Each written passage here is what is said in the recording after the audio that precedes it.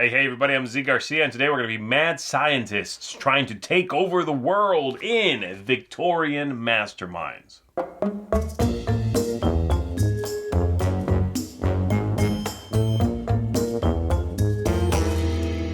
In this game, the players are going to be deploying their agents to different major cities around the globe in order to control those cities, to steal monuments and buildings from those cities, to capture scientists, put them to work for you, all sorts of nefarious things in order to score the most victory points and win the whole thing. We're going to go ahead and take a look at the game. We'll come on back after that. I'll tell you what I think of it.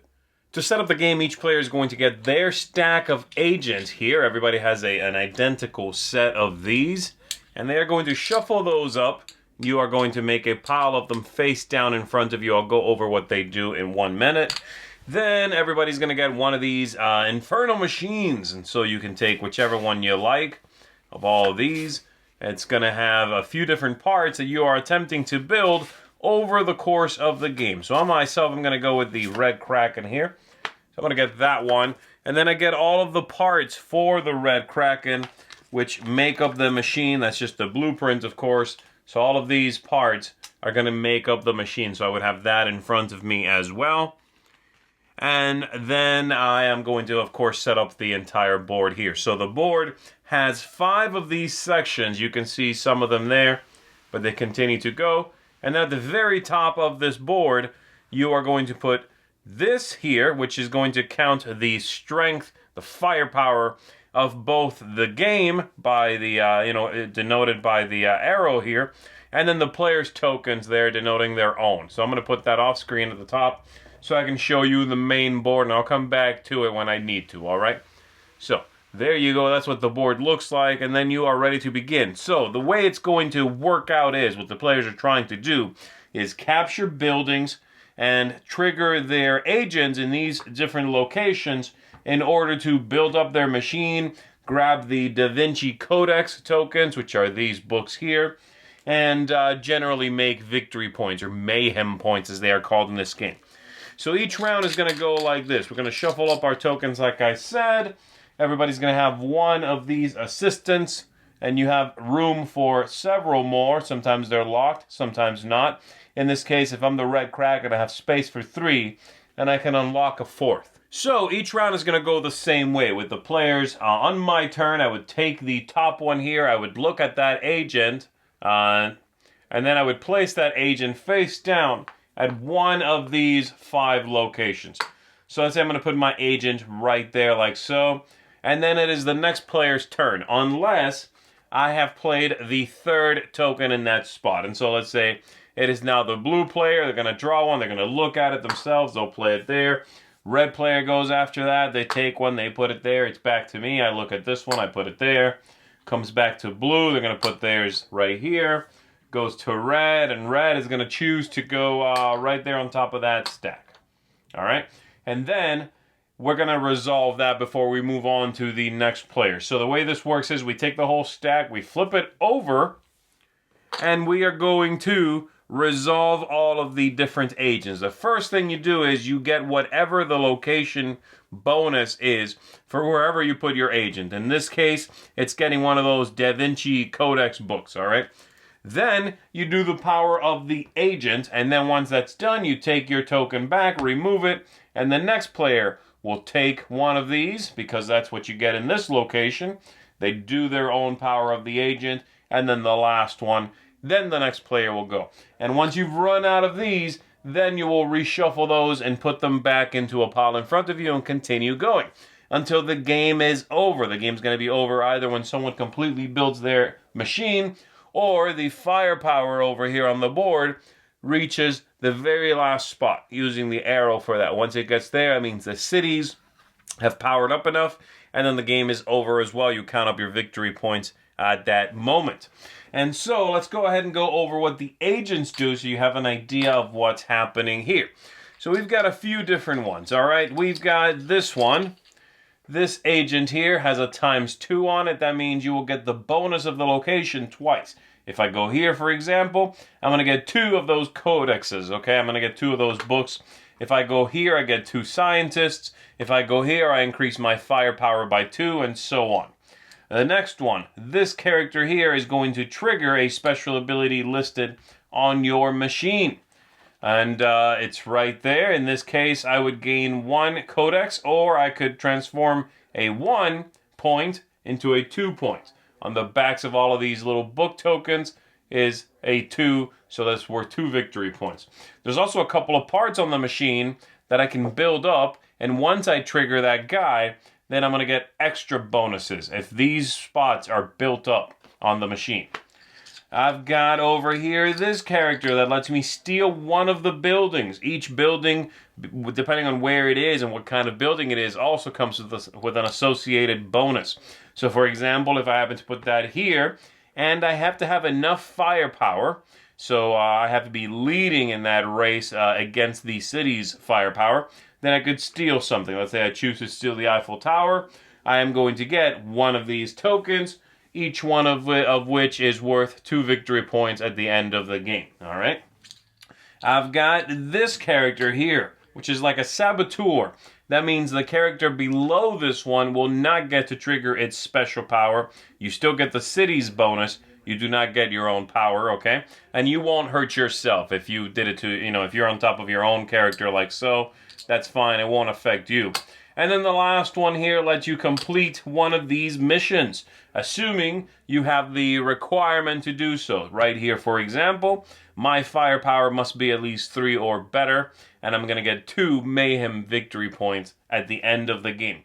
Once that's done and this is removed, we have a small stack of cards here from which we will pull and replace, and then again the requirement is having stolen a building of that type, 3 victory points, or having stolen a building of that type, let's see, having the necessary number of rivets components, and so on. So what are those rivets and what am I talking about there? Let's go ahead and take a look at that. On this board here, you are going to be collecting metal plates and the bolts or the rivets in order to build up your machine, okay? Those come from these locations on the extremes of the board. So down here, you're going to get the rivets. It's a tiny little token, like so. On the back, actually, like so. And then the very first spot here at the top of the board, so this one, gets you the metal plates. So let's say, again, I went over here. Let's say I already got one of these books earlier in the game. So I've got one right there. I put it right there for myself. I'll put the Eiffel Tower back so they don't miss it. And then I trigger this. First thing I do is I get one of these metal plates. And I can put that anywhere I want to on my machine that takes a metal plate. If I put it, for example, right here on this turret, that's the only thing that spot needs. So immediately I can build my turret, and I would get the matching chunk of machine there and put it into play. That's going to give me a couple of victory points at the end of the game. That's what that does. Some of the other ones do different things, like say the one right next to it takes 2 rivets, 2 metal plates, but it means from now on when I collect the codex tokens, I can get it as a 2 value instead of a 1 value. So your machine will be somewhat different from all of the other ones. And then I would trigger, so I would get that metal plate, and then I would acquire this, assuming I have the book, which I do. Boom, I get that. We replace it. I take this token back and discard it. All right? So that's how that's working. When you are stealing buildings, by the way, every time you take a building, then the firepower of the cities will move up. So you have to move up that arrow on the header of the board right here. One thing I haven't talked about yet is these scientists here. These buildings, by the way, as I said, the main one, the main monument is going to give you one of those tokens, the mayhem tokens, worth 2 victory points. The other 3 buildings always do the same thing. Get a rivet, get a metal plate, and then this one is capture a scientist. So the scientists are going to have different uses in game. 3 different uses. For one, you can give one back before you play an agent, and you are going to, instead of playing the agent available to the top of your stack, meaning the top gear here, you can instead play face up one from your discard area. All right, so you can bring one back. You can give up 2 agents after you play, 2 scientists after you play an agent, and take an extra turn right after that. And you can give up 3 scientists and steal a building after you've played one of your agents. So that's what they do. As I said, the different machines are going to have a different number of them unlocked at the beginning of the game. I open up this one by completing this section right here, which says I get 3 victory points, and I unlock the final spot for an agent, okay? The reminders for all those 3 actions, by the way, right here at the bottom of your player board, your machine there. So that's basically it, all right? By the way, once you've got 5 or more of these codex books, then you are no longer restricted to drawing the top agent and playing it. You can then take whichever one you want from your stack. So that's another thing that opens up as you are playing the game. So, putting it all together on your turn, you are going to normally draw this, look at it, deploy it somewhere. If it's the third, we are going to flip over the stack. The players are going to get whatever the bonus of the city is. They are going to trigger the special power. In this case, if they already have a building acquiring this card, they are going to take that back and discard it. The next player will do so. The next player will do so. And then we continue going with you reshuffling your agents whenever you need to and resupplying these cards whenever you need to, building up your contraption, earning victory points. Game's over when this is all built or the city's firepower has gone to 12, and then you add up your score and see who the winner is. And that is pretty much all there is to the game. So let's go back up top. Let me tell you what I think of it.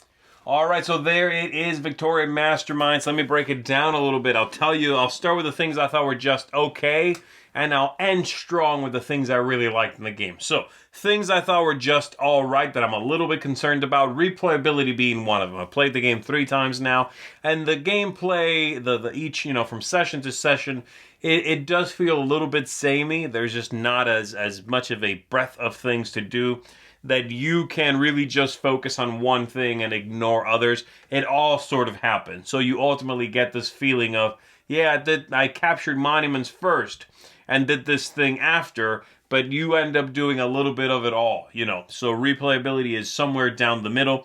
And then tactics and strategy and all of that. The game has some fun tactics. It is fun to play, but there are a lot of little things going on, and they all sort of amount to the same thing. Oh, I'm building up my cool, end of the world machine here, my vehicle. What's it do? Well, kind of the same things that everything else on the board does, Give me the codex books, give me the nefarious, tokens, give me this, give me that. It's all sort of 1 point or 2 points, so the tactics are interesting, but it is, again, it all kind of feels a little bit samey. Everything else I really enjoy, and I know those 2 things are sort of sound negative. They're not negatives, they're sort of down the middle. But everything else about this game is really captivating. The theme is awesome. I love the whole mad scientist thing. Invading the world, trying to take over. I love the aesthetics here. The player pieces, those plastic gears, they're cool. Monuments, overproduced for sure. Could have been a cardboard token. But they're cool. They look great. The game has a really nice presence to it. In fact, it's a much smaller game than this presence would lead you to believe. That's something I think people should be aware of, because this is the kind of game that if you look at it set up, if you see how much is in the box, you might think there's a bigger gameplay experience in there than really what's in there, So that's something to know before going in. The length of the game, about 45 minutes. It's a punchy, quick game. Not a lot of, not overstaying its welcome by any means. I like that very much. So there you go. Overall, I really, and the ease of play, the ease of play, I really like that too. It's a very clean, straightforward system. So on your turn, like I explained, it's put out a token, maybe you resolve something, done, right? Quick turns, simple to understand. Overall, I really enjoyed the game. I thought it was clever, it's engaging, I really like it. It's a little bit samey maybe after a few repeat plays, but I'm still captivated by it. I love the look, the theme, the setting. I like inhabiting this world for a little bit. And 45 minutes to about an hour feels right for this game. It does not, get bogged down by what it is you are doing in the game. It's sort of an episode of a crazy show or something, and then you're done with it. So yeah, this one, I really was enjoying it myself a lot. It's going to get a strong seal of approval from me. I debated giving it a stronger rating. Right now I'm rating this about an 8 out of 10. I almost went up to a 9, which would have been a seal of excellence, but a couple of those things, like I said, hold it back just a little bit. So a strong seal of approval from me. Really enjoyed it. Victorian Masterminds, I think, is going to be a great game if you enjoy family weight games, nothing too heavy, and you are like I was captivated by this idea of being mad scientists. So there you go, Victorian Masterminds. Thanks for checking this out with me. I'll see you on the next one. Thanks so much for watching the Dice Tower videos. Find more great videos and reviews as well as our top-rated audio podcast at dicetower.com.